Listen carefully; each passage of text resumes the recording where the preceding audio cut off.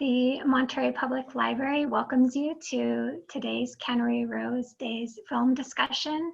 We do thank our sponsors, the City of Monterey, the Cannery Row Company, Cannery Row Foundation, and the Western Flyer Foundation. I am pleased to welcome today's moderator, Emily Gottlieb, who is the Education Director for the Western Flyer Foundation. Thank you, Emily. Thank you so much, Francesca. Thanks again to the Monterey Public Library for hosting these events. Hello, everybody. Nice to see you all today. We have a really exciting program for you. Today, we're joined by filmmaker David Ward, who wrote and directed the 1982 film Cannery Row. He also won an Academy Award for Best Original Screenplay for his film The Sting in 1973. David will be interviewed by Jan Price about the making of Cannery Row. Jan is the host and producer of the Jan Price Show, all about movies, on iHeartRadio and Podcast Network. So I'm going to pass it over to Jan and David at this point, and then we'll open it up to questions.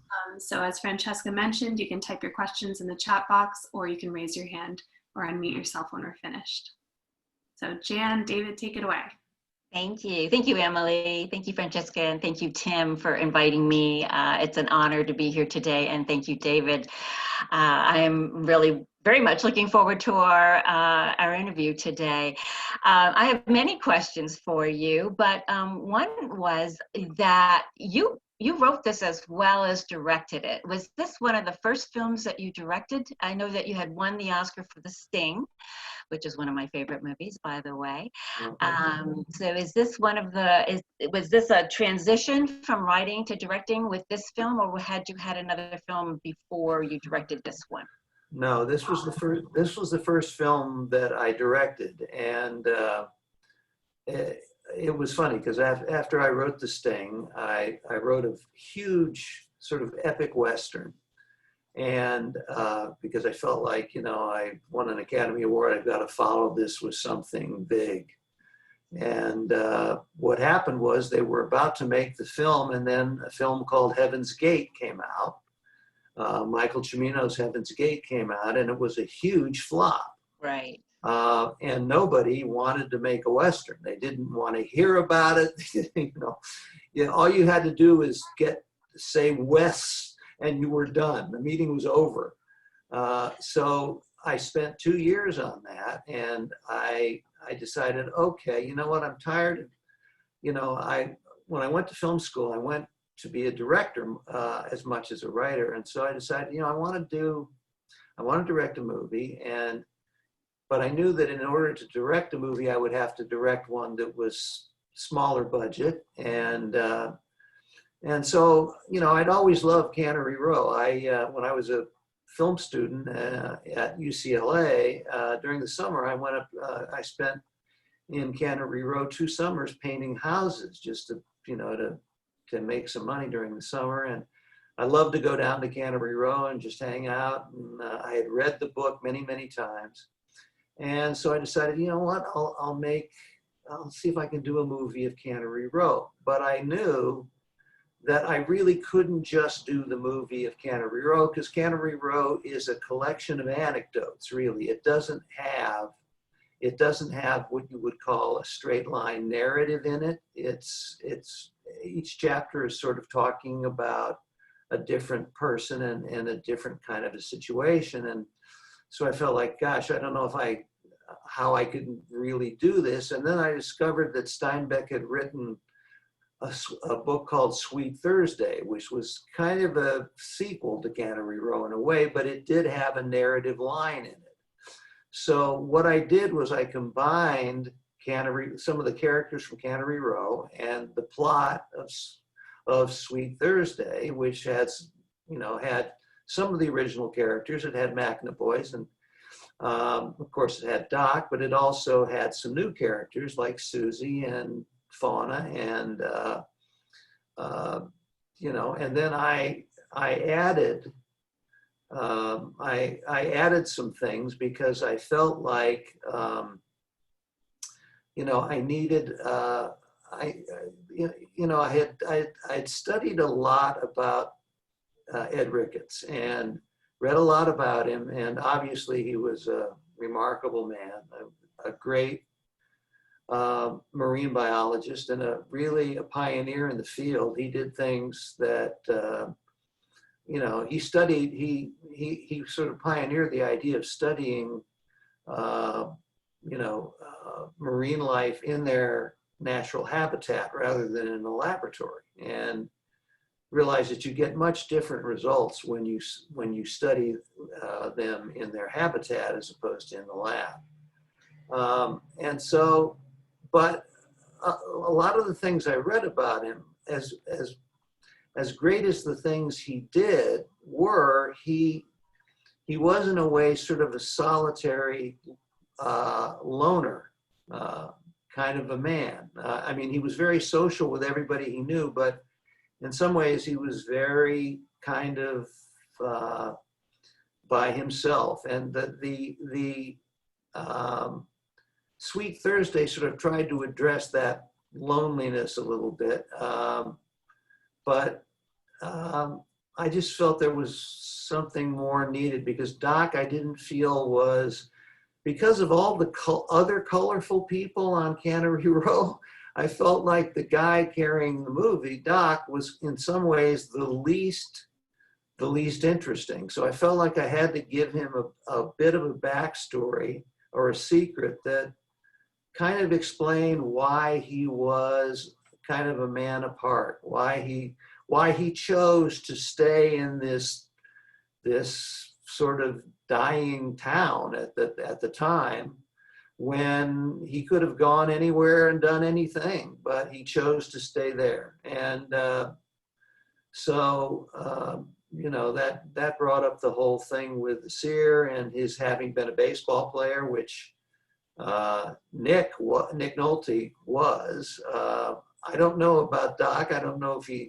I know that he loved classical music, and we tried to incorporate all of those things, and the snakes, and obviously the aquarium with the octopi in it, and so, you know, it's sort of morphed from being you know, an adaptation of Cannery Row to a kind of a different story that incorporated elements of Cannery Row, but was not really a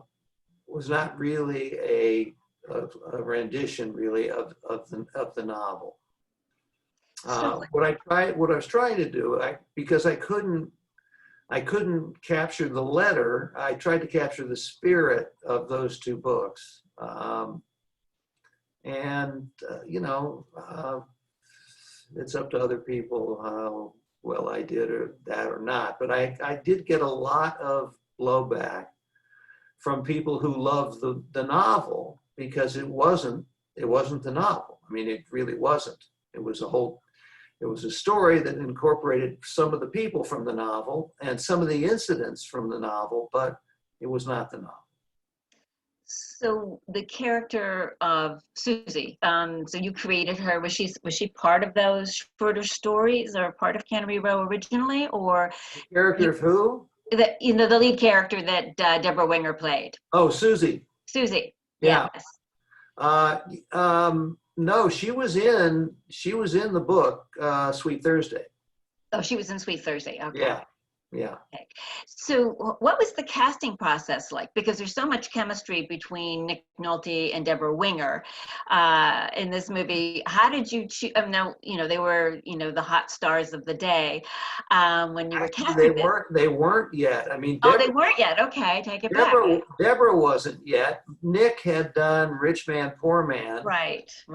And I don't know whether he'd done The Deep yet with Jacqueline Bisset.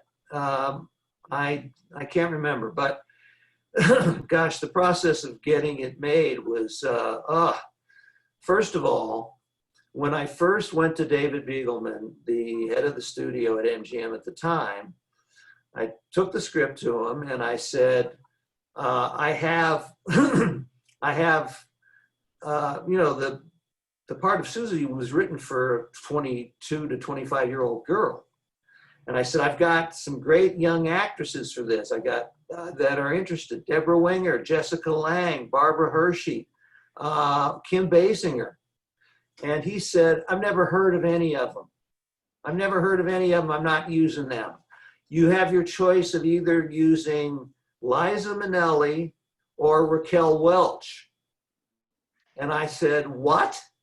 First of all, they're like in their 40s. And I can't see Liza Minnelli and Nick Nolte as a couple.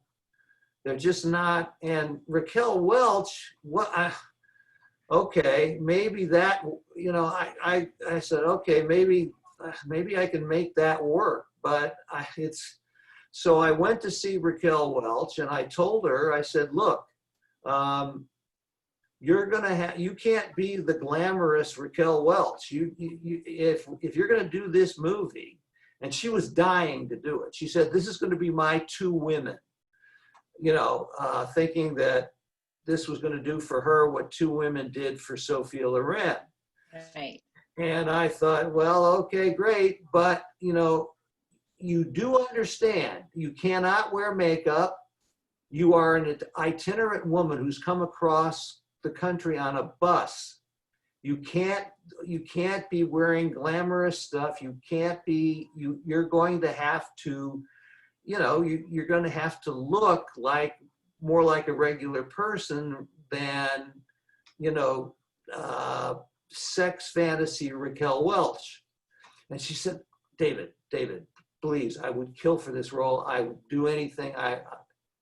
Absolutely. So she was originally cast in it.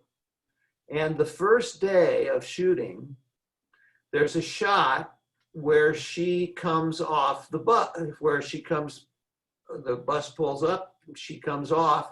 And I was going to do a real hero sort of shot opening of her, where you see, first of all, you see her sort of tattered shoes, and then the camera booms up to reveal her face. And my cameraman was Sven Nykvist, one of the greatest cameramen of all time. I mean, I couldn't believe my luck that in my first movie, I had a cameraman of this magnitude. And so he set up the shot, and we were all ready to go. And we opened, and Raquel came to the set, and she was 3 hours late because she had spent 3 hours in makeup. She got there, she was all made up. She looked like glamour puss Raquel Welch. And I just thought, oh my God, come on. So we had a discussion. We took some of the makeup off. We tried to scruff her up a little bit. And then she objected to the shot. And I said, look, this is Sven Nykvist here. This man shoots women better than any cameraman who's ever lived. Have you ever watched an Ingmar Bergman movie? And she says, I don't care. I don't like it when the camera's below me, because it'll be looking up my nostrils. And I said, no, it won't, because it's not tilted this way. It's coming this way. So when it gets to your nostrils, it's going to be like this. It isn't going to be like this. But she just refused to do it. And then she was blinking the whole time. So long story short, it was a disaster. David Begelman had to fire her. And I thought, and I wanted to go to him and say, look, this woman is a nightmare. I can't, she's blinking all the time. She refuses to acknowledge it. She is, she's late every day for 3 hours doing makeup I didn't want her to do. And Begelman was upset about it too. So he fired her, but he fired her for cause, which I said, don't do that. Just pay her off. You owe her 90 grand. Come on, that's just pay her. But no, he was upset with her. And so he didn't pay her and just fired her for cause, and she sued them and she won some money. So anyway, he said, okay, all right. So Raquel Welch didn't work out. Which one of these women that I've never heard of, this Kim Basinger, Jessica Lange, Deborah, what's her name? I said, well, I'd like to try Deborah. I think Deborah has the right quality for this. And he said, yeah, okay, fine, go ahead. So that's when Deborah came on the movie. And Nick Nick was really relieved because he could not get along with Raquel at all. And so we had, that's, you know, we started, we had to reshoot the first 3 days or so, but when Deborah came on, that's when we really were able, I was able to go back to the original script. I had rewritten it for an older, you know, an older woman. And, you know, I mean, I had her in her mid-30s, but I went back to the younger version with Deborah. Wow, what a story. Yeah. Fascinating. I mean, first of all, that isn't the half of it. Believe me, the stories I have about Raquel Welch, I could go on forever, but I don't want to talk about her. Okay, well, that's it. No, but it's interesting. Do you still have that footage, David, from those 3 days of filming with her? I don't, and I doubt if MGM, it might be in some warehouse stored somewhere. I don't know. That would be fascinating. It was fascinating. Yes, it would be. It would be. Well, then you brought Deborah Winger on. Now, Deborah Winger was also known for not being the easiest actress on the set, but because this was earlier in her career, was she easier to work with? She was easier. The problem with Deborah was that she constantly needed attention and reassurance. I mean, she would call me in the middle of the night and say, David, I've lost the character. I don't know what I'm doing. I said, Deborah, how could you lose the character? We just shot like 7 hours ago. And so I would have to go over and see her and calm her down and talk her off the ledge. And then she'd come the next day and she'd be fine. She also had a habit sometimes of, you know, she walked through a plate glass door during the shoot and cut up her arm, and, you know, her hand was bandaged for a while, and she was accident prone, but her attitude was great. I mean, she loved being on the set every day. She would come to the set even days when she wasn't shooting, and she would do the clapper for Sven. She loved Sven. So she would do, you know, the take 2, speed, action, boom, you know, she'd do and she loved doing that. And she just loved hanging out on the set. And so, yeah, she was great. She was really great. She got to be a little more difficult later when she got to be a star. And it was funny because I'll tell you a quick anecdote. After we had done Cannery Row, she went and did a movie with Taylor Hackford. And she hated Taylor Hackford. They did not get along at all.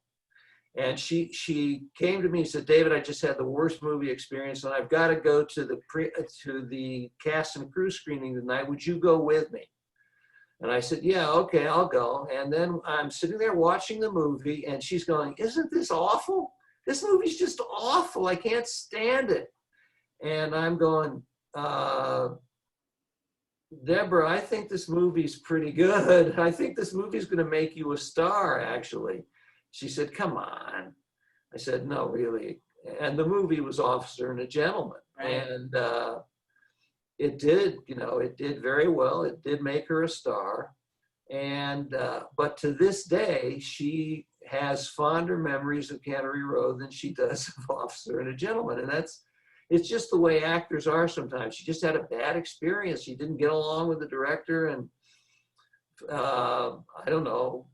I think she was all right with Gere, but Richard Gere, but who knows? So anyway, she was not the problem with me that she became later. Interesting, very interesting. I love Taylor Hackford, by the way. He's a great director. Yes, very good. Let's talk about the famous jitterbug scene. How long did it take for Nick Nolte and Deborah Winger to learn how to do the jitterbug and the moves that they did in this film? And how long did it take to actually film it? It took them, they took jitterbug lessons for a couple weeks. And Deborah picked it up a little quicker than Nick. Nick is not a natural dancer. Although Nick was an athlete, he was a football player, and he you know, he was athletic, and so he did finally pick it up. But the scene, when we shot the scene, it went pretty well until the final move where she goes over his head. Mm-hmm. And I wanted to use a stunt double for it, and because I didn't want Deborah to get hurt when she fell. And Deborah refused. She said, "I'm doing this. I am doing this myself. I am not going to use a stunt double here." And so I finally gave in. I said, "Okay, Deborah, if you want." I patted the carpet, you know, as much as I could so that when she came over and did the roll and come back to her feet,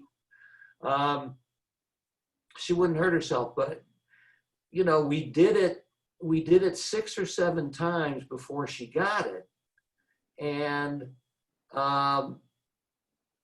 when I looked at the footage, I thought, you know, this is really funny. So we made a montage of them not getting it right until they finally did. And it was just using the footage of, you know, them trying to get it right, and then finally they did. So that was kind of a happy accident. And I'm glad she decided to do it, because we wouldn't have those kind of funny missteps on the way to them finally being able to pull off the move. Well, since you said she's accident prone, did she get hurt doing that? Because that No, was painful. that was the most dangerous thing she did the whole movie, and she was fine after that.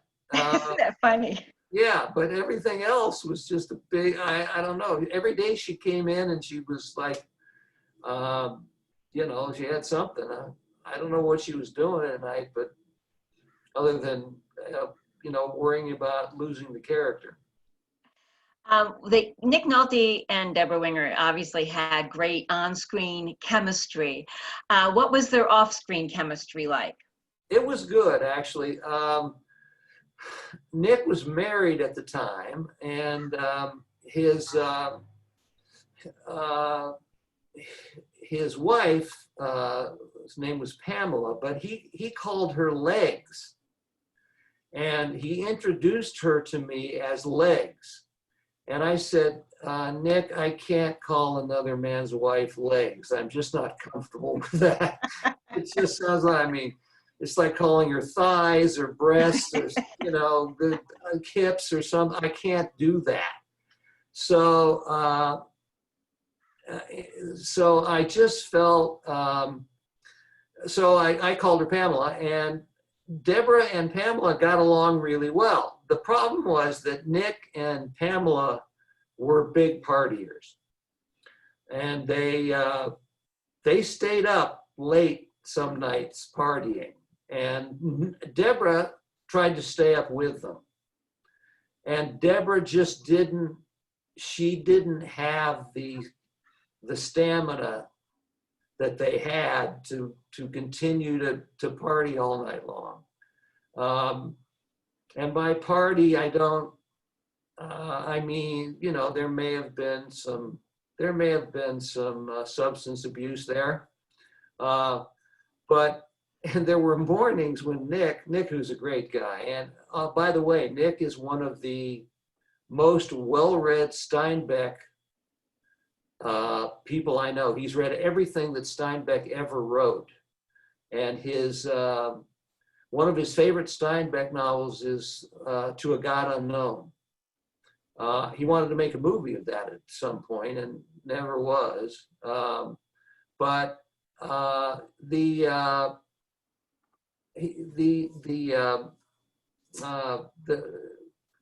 but he would come in the morning and he'd walk into the makeup trailer in the morning and he looked like he'd been in a bar fight the night before.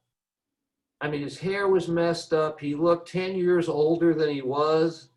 And I would think, oh my God, we can't shoot with him today. He doesn't, what are we gonna do? And then he would go into makeup and he would come out a half an hour later, and he would look like Nick Nolte.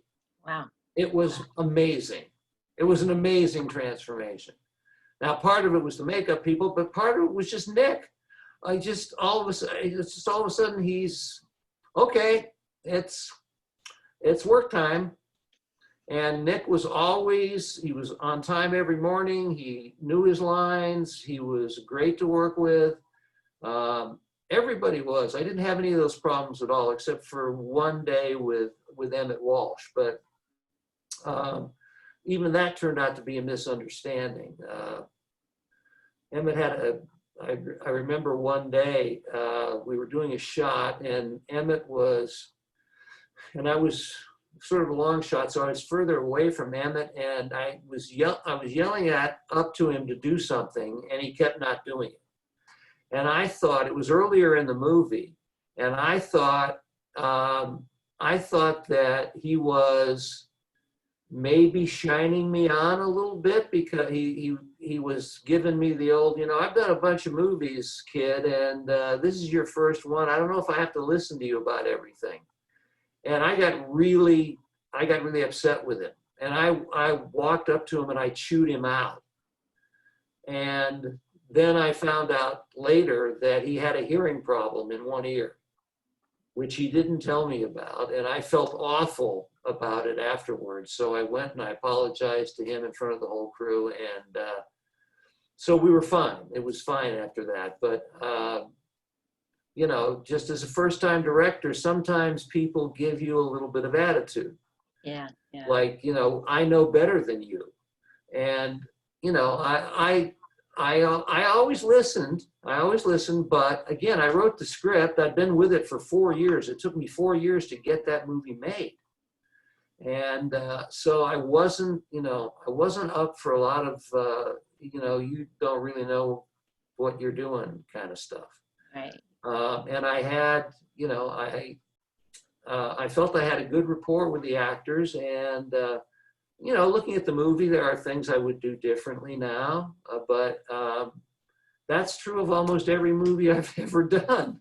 I mean, you always do the best you can, and then you look at it later and you go, oh my God, why didn't I do that instead of this? It's one of the reasons it's very hard for me to watch my movies, because even The Sting, Sleepless in Seattle, Major League, they come on television. I'll watch them for about 5 minutes, and then I'll go, okay, this is good. Oh no, I can't watch that.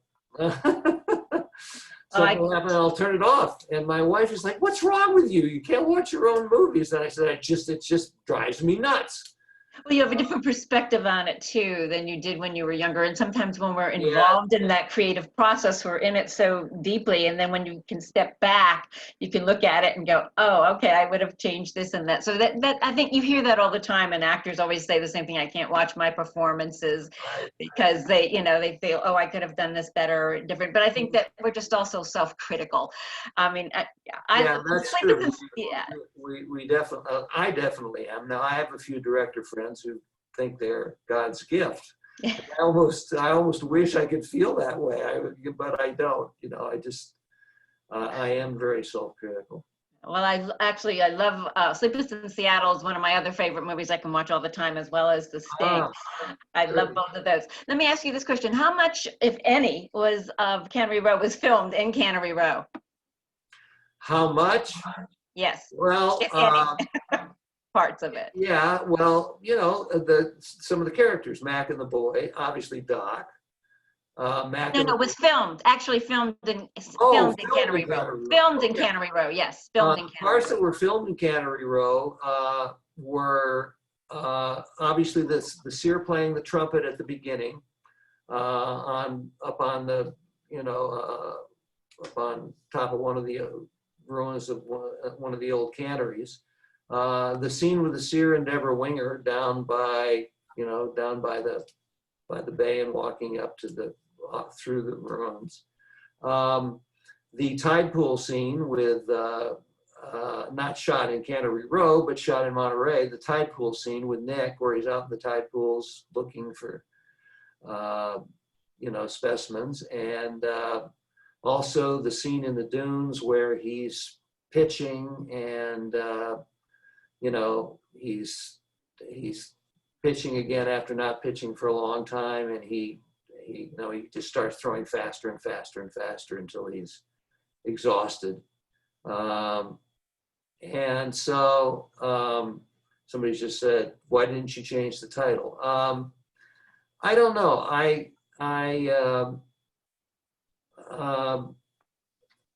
Because it's sort of half and half in a way. It's half Cannery Row and it's half Sweet Thursday. And I didn't, I don't know. I just felt like because Sweet Thursday also takes place on Cannery Row, but Lee Chong's place is now Joseph and Mary's place. And, you know, some of the things are different and renamed, but both books take place on Cannery Row. So that's why I kept the name. What was it like filming in Monterey during that time period? Well, Did you film this one? It came out in 1982. Did you film it in 81 and part of 81 and 82? Or okay. So Yeah. What was it like at that point to film here? Well, it was great. I mean, you know, it's a beautiful place. It just we had wanted to shoot in Cannery Row on the old, you know, even with the wonderful ruined wineries, ruined canneries, and but we couldn't make a deal with the people who owned the property.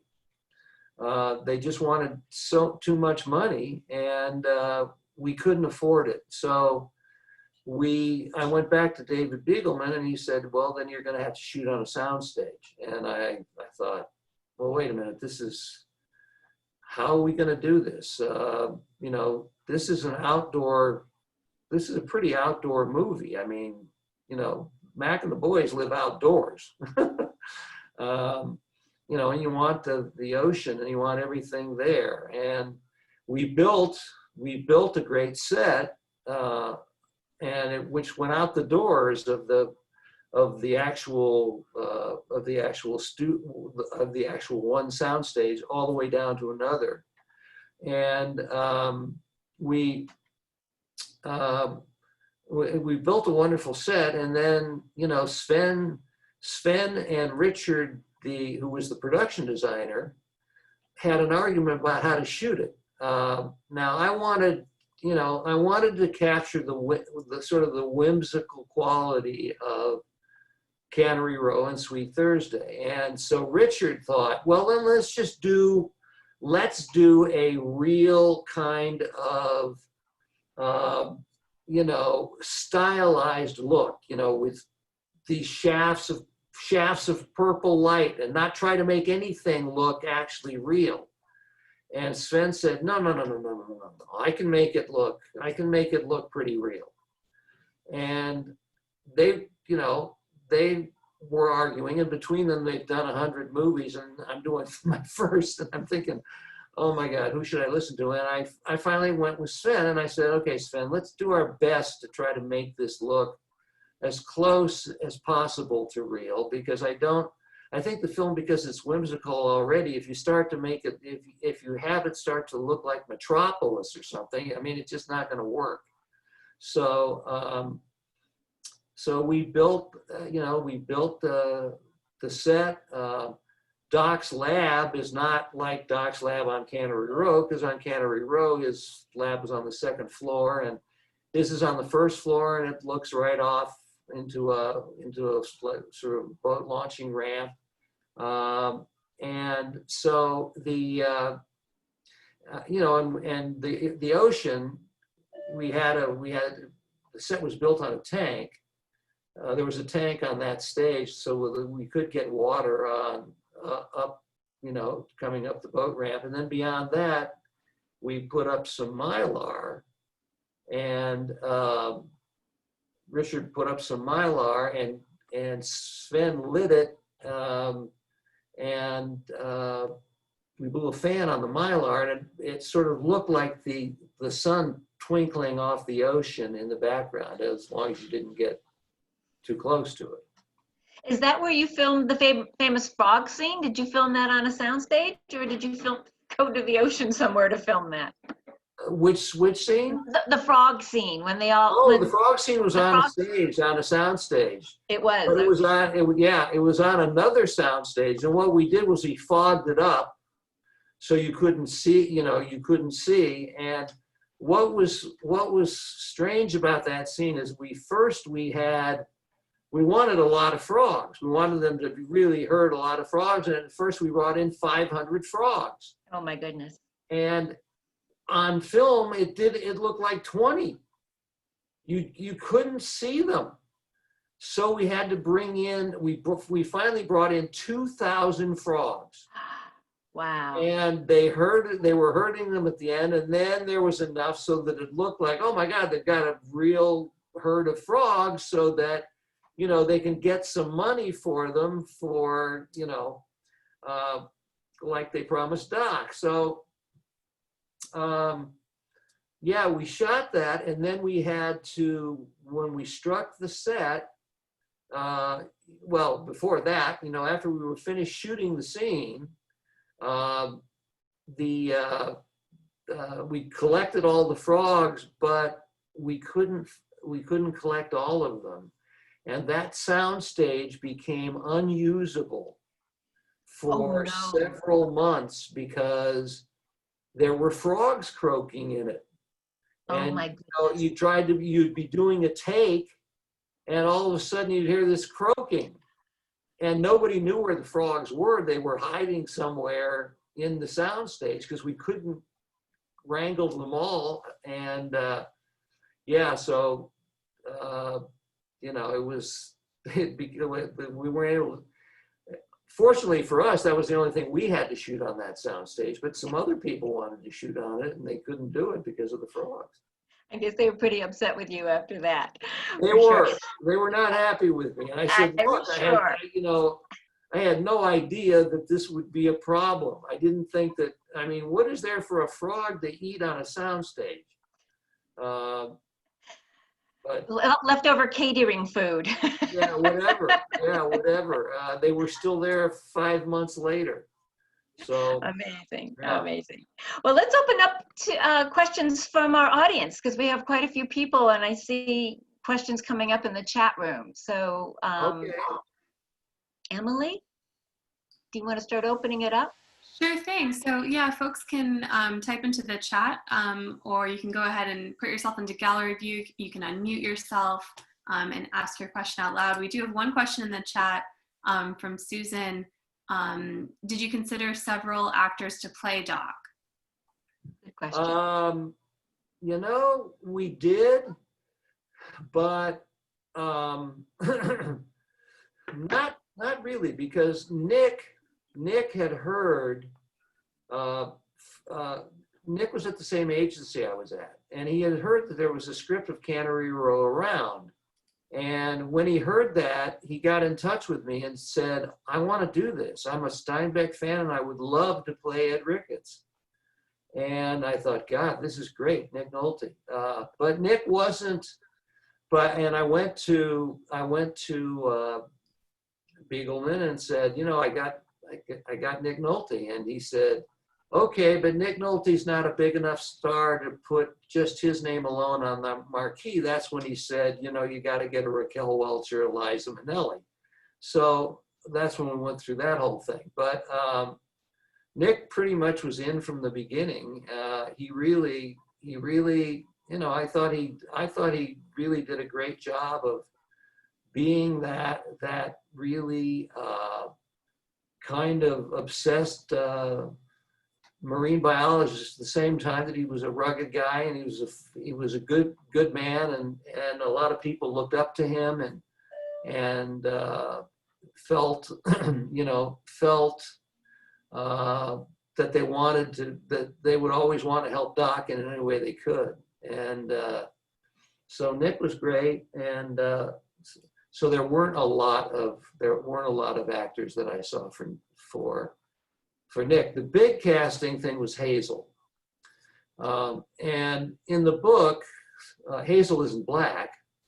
And and I read a ton of people for Hazel, and the best one was Frank McRae. And I thought, God, can I do this? Because in the book, he's not black, and he's playing the guy who's kind of slow, and I don't want to, I don't want to,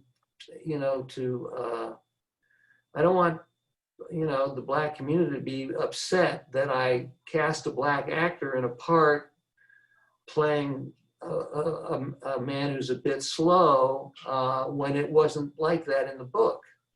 But Frank was just so great.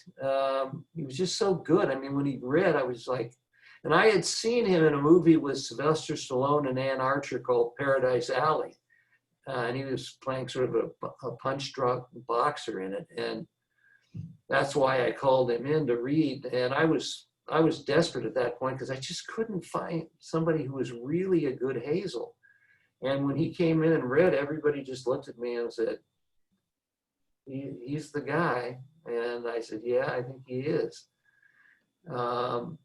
So that's how Hazel was cast as a black man. And he was wonderful in that role. I thought he was great, and he's a remarkably wonderful man. The easiest actor to work with ever. He used to be a pro football player. He played for the Chicago Bears, and started acting later in life. But was just a tremendous man, and I thought he was great in the part. I just loved what he did. And I was hoping that he would get a lot more work from playing Hazel. He did get some more work, but he was never the big character actor I felt he had the talent to be. It looks like we have a hand raised, or virtual hand raised in the audience. So Raka, if you'd like to unmute yourself, you can ask your question. Sorry, I can only see your email address there. I can't, There you go. oh, am I unmuted? Yeah, I can't figure out how to rename myself. I'm not Roka. Oh, okay, sorry. But, I can't figure it out, but that's okay. David, I went to the Monterey Library, and they no longer had Jackson Benson's 900,000 page biography on John Steinbeck. Yeah. In the history room. And I remember reading it. I don't think there was anything more definitive on John Steinbeck than that book.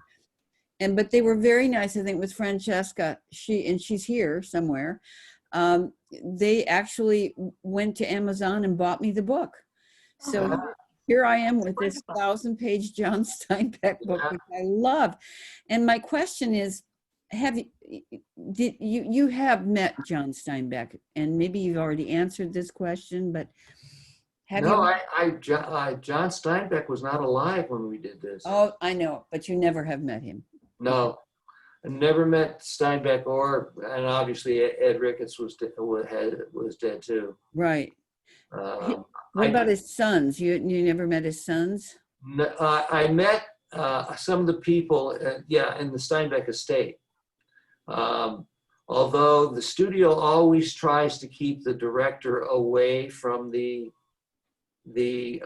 rights holders, the estate, because they're afraid that the director will give too much away. I guess, because you want to do the movie so bad. So I didn't spend a lot of time with them, but they were all on board, and they seemed very nice. And I felt a real responsibility to try to, like I say, if I couldn't do the book as it was written, I could at least try to capture the spirit somewhat of Cannery Row and the people that it was written about. What made you decide to hire John Huston as the narrator? How did you attract him to this project? Because he's perfect. Of course, we love John Huston's voice. I was, that was through my agency. And I said, I said, you know, I wanted to use a narrator because I sort of wanted to have John Steinbeck's voice in this, because many of the things the narrator says about the characters and the situations come right out of the books. And they said, well, how do you feel about John Huston? I said, are you kidding? Would John Huston do this? And he came over, and I was, you know, I was completely tongue-tied. I didn't know what to say. I said, this is John Huston, my God, I'm standing next to a, you know, a legendary director. And, but he was as nice as he could be. He didn't like to do a lot of takes. Every once in a while, he would say, every once in a while, you know, we do a take, and I'd say, okay, let's do one more. And he said, no, Dave, I think that's the one. And I said, yeah, I think you're right. I didn't really want to get in an argument with John Steinbeck about his performance. So I pretty much backed off of that. But John Huston, not John Steinbeck. Right. So I was really, really fortunate and really grateful to be able to work with someone like that. And he was wonderful. He really was. And we talked a little bit about directing, and he taught me a lot of things to think about, how to think about things as a director. And, you know, I could barely scratch the surface of what he knew, but it was just great to have. I say, what an amazing experience for you as being a first-time director to be working with the legendary John Huston.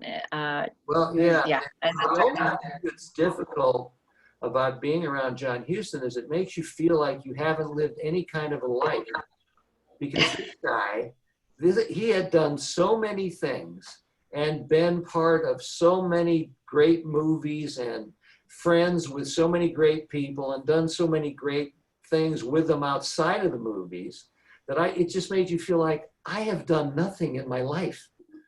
I haven't done any of these things. I mean, he was just, he was a great liver of life. And, you know, you didn't want to be on his bad side. He was a tough guy, but he was great with me. And, you know, I just marveled at what a life he led. I mean, some of his stories were just amazing. And you know, in 2 days, I couldn't even, you know, he couldn't even tell me 100th of them. But the ones he told me were really remarkable. I mean, he worked with David Gardner, and I mean, it kind of just goes on and on. I mean, people, Elizabeth Taylor, Richard Burton. Yeah, I mean, it's just anybody you could name. And I just thought, what a life. Other questions from our audience, Emily? Yes, well, actually, to follow up on that, Susan was wondering if John Huston talked at all about his friendship with Steinbeck while you were working with him. Yes, he mentioned, he did, yes. And I learned some things about Steinbeck from him. You know, he was a real fan of Steinbeck's work. And, you know, I just, and I think part of the way he read the voiceover was influenced a bit by knowing John. So, you know, because he was really right on it. He just knew the tone of what Steinbeck sort of and was thinking when he wrote it. That was a big help. Yes, I can imagine with that performance for sure. Other questions, Emily? Yes, Lee is dying to know, is it true that Nick Nolte wore a corset while filming? Gosh. Yeah, that might be true. Nick, like I say, Nick was, he wasn't fat. He just was developing a little paunch, and he didn't want to show that. So there were times it just depended on the scene.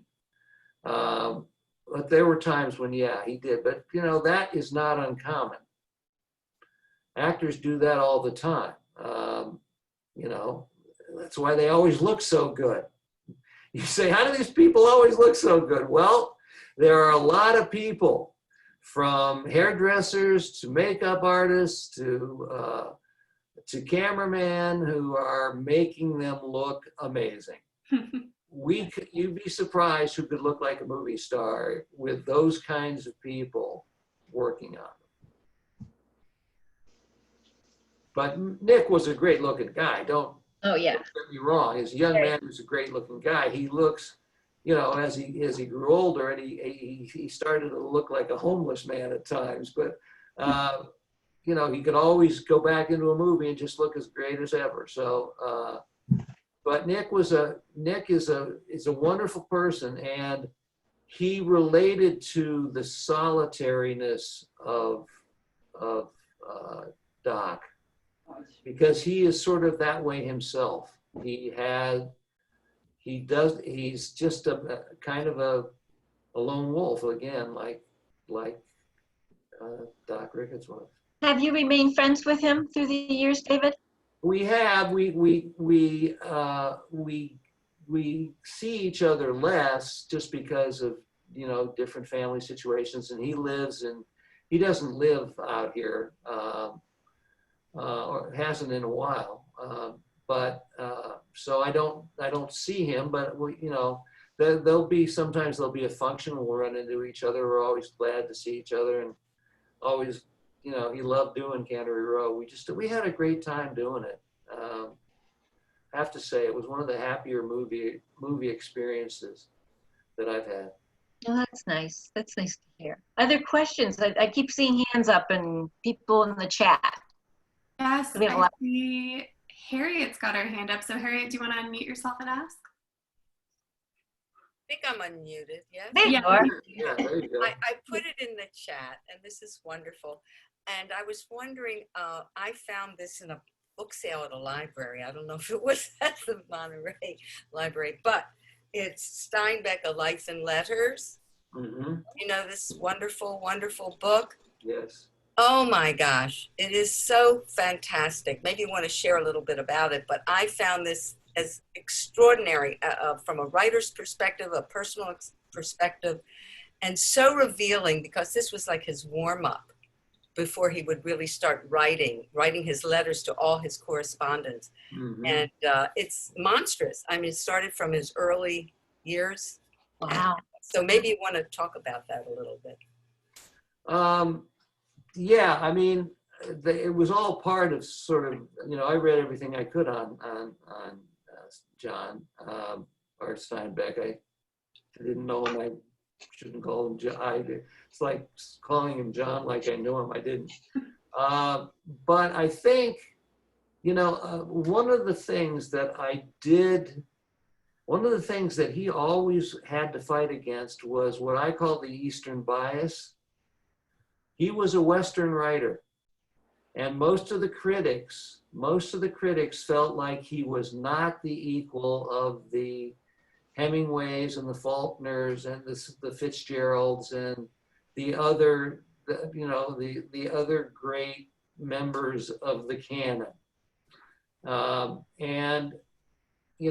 think it really, I think in some ways it really upset him. Now it's not so clear in his letters. His letters are wonderful, and they're so insightful, and a lot of the great ones are, the ones that interested me a lot were about, trips he took with Doc down to Baja California, and they would go out on the boat together, and those times he spent alone with Doc, those are great. That's great stuff. you know, I was so, one of the hardest things for me in the movie was writing dialogue next to dialogue that he'd written in the books.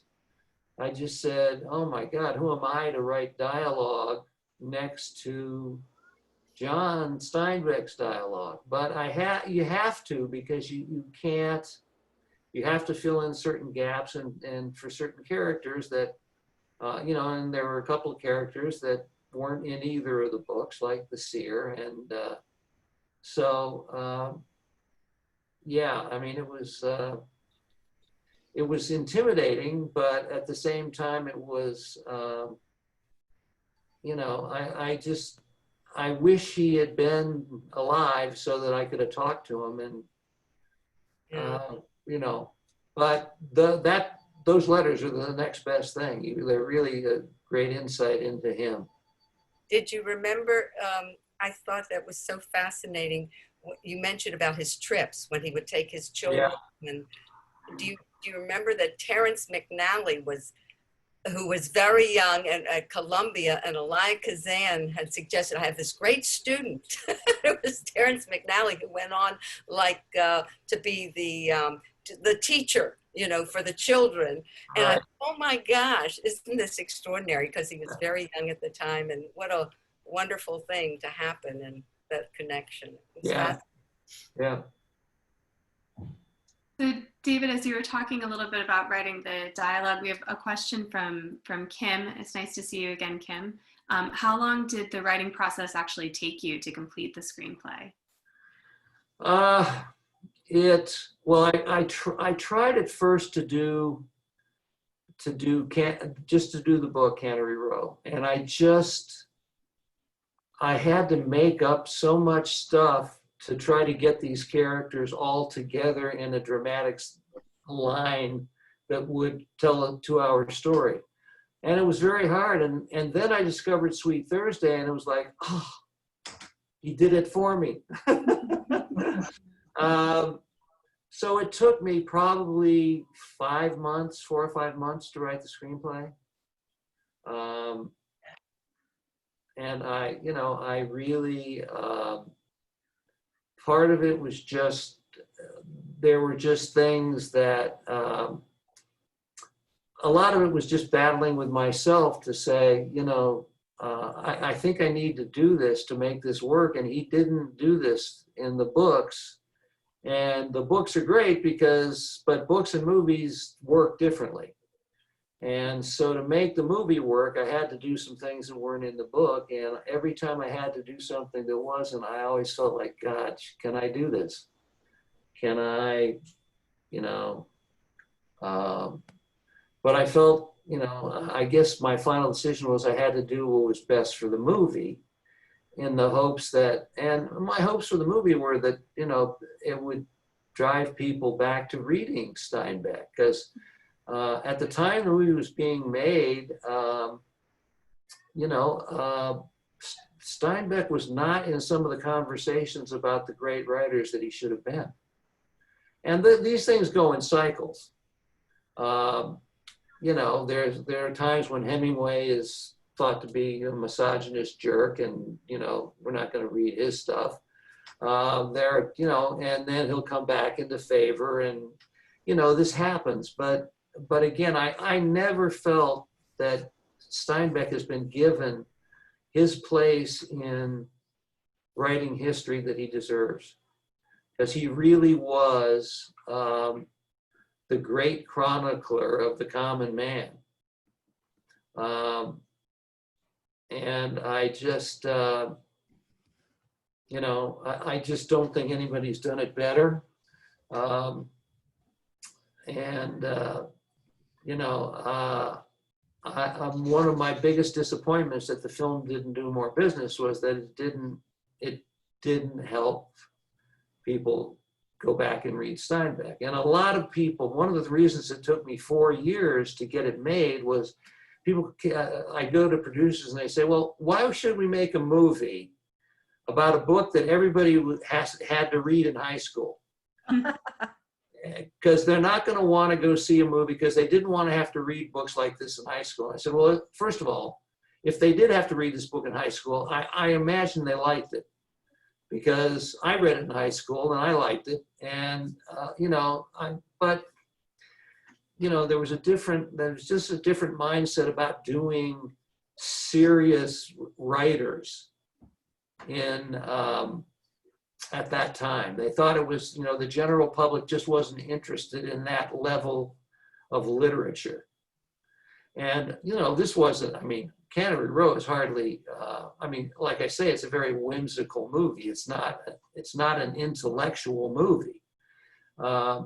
But still, the fact that it was written by John Steinbeck, a lot of producers felt like, well, they're going to see that by John Steinbeck, and they're going to think this is over their head, or that it's not entertaining or something. I don't know, that it's about people in the Depression or something. It's strange, but I wish. Did I answer the question? What was the question again? Because I think I went a little far afield. Yeah, absolutely. Okay. Well, I have a question. One question, David. I'm wondering, where does the baseball stuff come from? That was basically me and Nick. We felt like, I felt like, I think I was talking about this earlier, and I can't remember whether it was before we started, or if I've already talked about this, let me know. But, that part of Doc that was the loner, that part of Doc who stayed on Cannery Row, even though he was basically almost a world-renowned marine biologist. He could have lived anywhere. And he stayed on Cannery Row. And there's not a lot of information about Doc and women. And, I thought, okay, was Doc gay? Was Doc a loner? Was Doc just incredibly discreet? What? I don't know. I didn't find any answers to that question, but I knew that Doc was a loner in a way. Obviously his friends everybody loved him, and everybody turned to him for advice, and everybody wanted to do things for him, but they all had a sense that he was a bit melancholic. And so I felt like I wanted to do something. I give him something in the movie, something in his background that has always sort of haunted him. And so I made him Eddie the Blur, the great pitcher who had a great career until he hit this one guy in the head, and that was the seer. And the seer was, of course, never the same.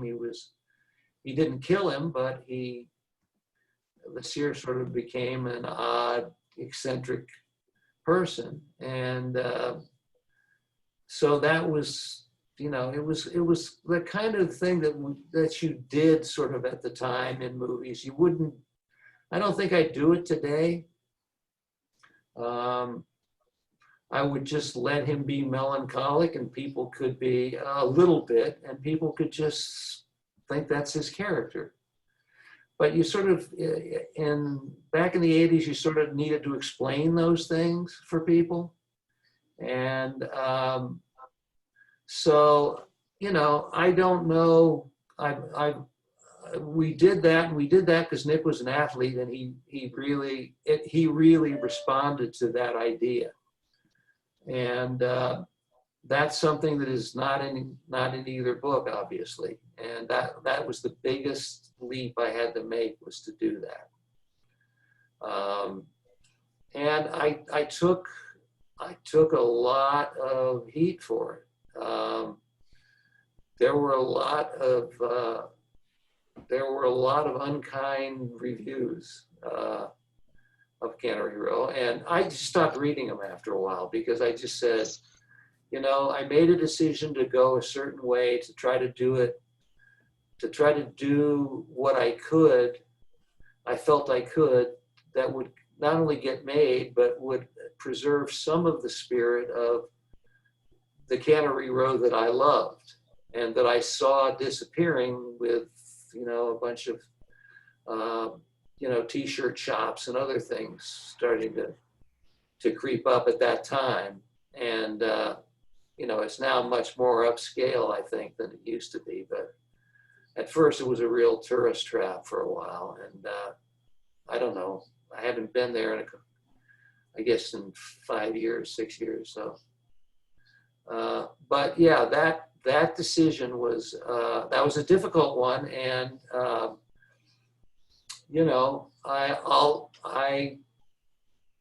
I like I say, if I had it to do today, I might do it slightly differently. Especially because the guy who played the seer was a guy named Sunshine Parker, and he wasn't really an actor. He was just an eccentric person, and there were times when that really worked well, and there were times when it didn't work quite as well. But anyway, that was the genesis of that. Thank you. Yeah. That subplot. David, there's another question from the chat from Robbie. Did you ever want to adapt other Steinbeck works into film? I felt like of the Steinbeck that I'd read, the two that were best for movies, Of Mice and Men and The Grapes of Wrath, had already been made into great movies. I read To a God Unknown, which Nick wanted to do. It's a much more abstract Steinbeck movie, but they're Steinbeck book, but it's very spiritual. And I was drawn to it, but it was a hard thing to get made. It would have been a hard thing to get made at that time, especially after I'd done Cannery Row and it hadn't done well. I don't think I could have gone back into someone's office with a Steinbeck book and they would have said, yeah, here's the money. It didn't mean I wouldn't have wanted to do another one. But yeah, I was pretty much the last guy that they would want to do one after, Cannery Row just didn't do any business. I'll never forget, I went to the Village Theater in Westwood, which is the cavernously big theater, on the opening night of Cannery Row. And I went in and there were like 25 people there. And I was just heartbroken. I just felt like, well, I knew that, they didn't do a big campaign for it, but I had hoped that maybe there might have been some word of mouth or something. And I never went to another first opening night of a film of mine again because of it. I didn't ever want to feel like that again. I was so disappointed. And I felt I had let people down. That was the feeling I had, is what did I do that there's 25 people here? David, one of the things in doing my research for this was, in retrospect, people have, discovered your movie. Many people who were too young, in 1982 to watch the movie. And I actually was reading some of the reviews of people who have watched your movie through the years. And many people put it in their top 10 movies from the 1980s. And said it's just a real treasure that people should discover. So, sometimes movies can be ahead of their time, as books can be, and writers, and many things sometimes are ahead of their time. And then we get to look at them, at a different point in our lives and a different point in history, and we can revisit it and look at it with fresh eyes and with a new fervor towards it. So I just want you to know that people really do appreciate your film very, very much. That's really nice to hear. I think it's probably also, with younger kids, they may not have read the book. Right. And so they just take the movie as a movie, not as a movie that isn't the book. Right. Which I think was one of the reasons that I got so much heat, was that I did a movie called Cannery Row that wasn't the book Cannery Row. And so if you watch it just as a movie now, right, it's probably a much different experience than watching it with the novel in mind. Exactly. So I'm very glad to hear that. It's it's very hard to find on DVD. It's But really, you can get it on demand yeah. easily. Oh, it's very easy. I just Okay. I just spoke into my into my whatever you think you call that anyhow, and I just said Cannery Row, and it popped right up, and I could rent it for very little. Great. So it's very easy. I I'm talk to glad- my TV all the time now with my remote control. I'm glad to hear that.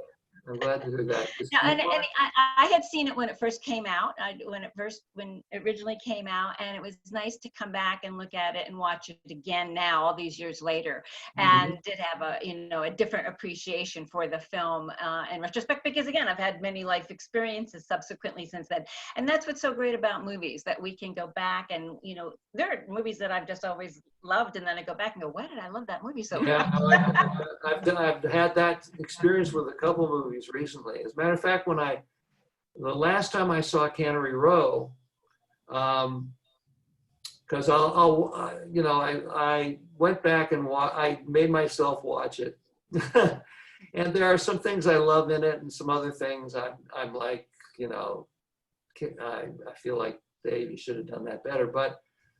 The film, it was strange because at the time, Jack Nietzsche did the music, and the music is all, Yes, go ahead. it's all boogie woogie and kind of it's mostly boogie woogie, and Dr. John did all of that stuff. And Dr. John, I remember being in the studio with Dr. John and Jack Nietzsche while we were doing that stuff, and Jack, he scored some stuff too. He wrote some stuff that was the score, but the movie has a slightly more mournful feeling than I thought it did at the time that I made it.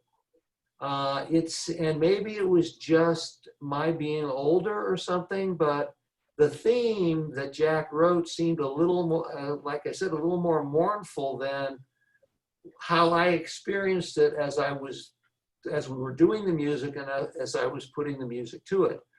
But it was amazing with Dr. John, Mac Rebenak. I mean, I would say, okay, John, I need some boogie woogie right here. And he'd just look at it. He'd look at it on the screen, and then he'd just start playing some boogie woogie that he made up. He just made it up. Yeah. The guy was an amazing virtuoso pianist. I mean, and he knew that music like the back of his hand. And he loved that music. And,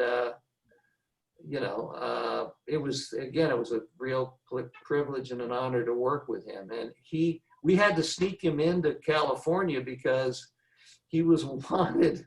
He was wanted in California on some kind of warrant for something. It was either a drug thing, or maybe it was a divorce thing or something. I don't know.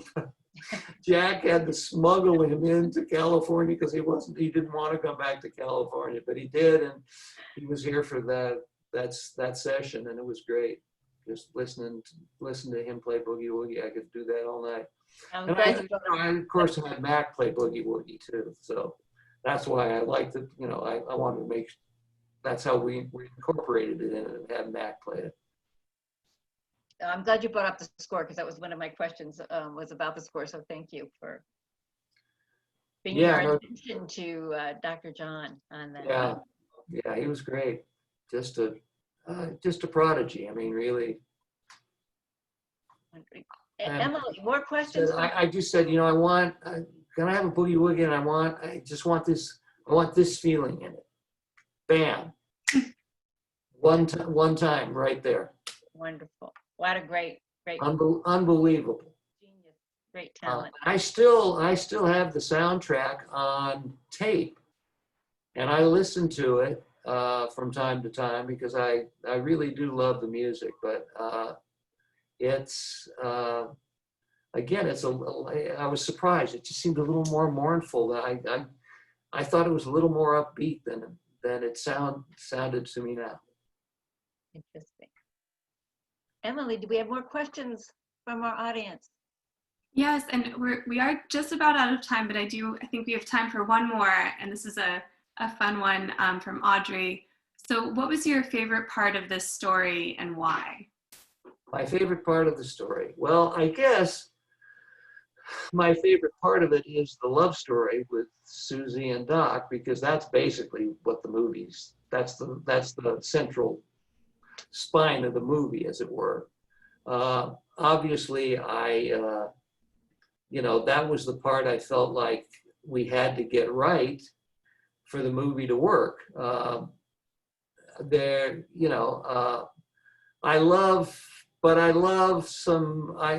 There's some things I love. I love when Hazel breaks his arm and the way he comes in and talks to Doc about it. And one of my favorite things in the movie is the tide pool scene that I did to the fifth Brandenburg Concerto, where he's out in the tide pools. I just love to watch that sequence. It just really works for me somehow. Some of the stuff with Mac and the boys is fun, although I felt in some ways I was a little over the top at times with Mac and the boys, that I could have, if I did them again, I would bring them just down a little bit, play them more in the range, not in the same range as Doc and Susie, but a little more and not quite as overtly comic as they were. But yeah, the most important thing to me was Nick and Deborah and that relationship, and her storming into his lab and saying, "What do you got? Snakes and bugs and just really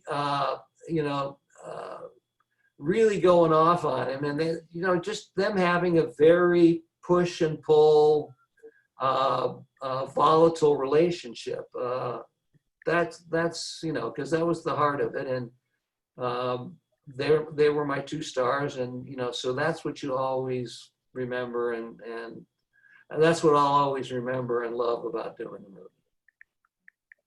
Thank you so much, David. I could sit and listen to you for hours and hours. Oh, thank you. Well, I could sit and talk about Cannery Row for hours. I really could. I don't get a chance to very often, because people always want to talk about The Sting or Major League or Sleepless or Milagro Beanfield, whatever, and they don't ask me about Cannery Row, and it's like my orphan child. I just feel so good when somebody comes up to me and says, I saw Cannery Row and I really liked it, and I'm just happy they saw it. Because it's Cannery Row is a special place for me. It always will be, and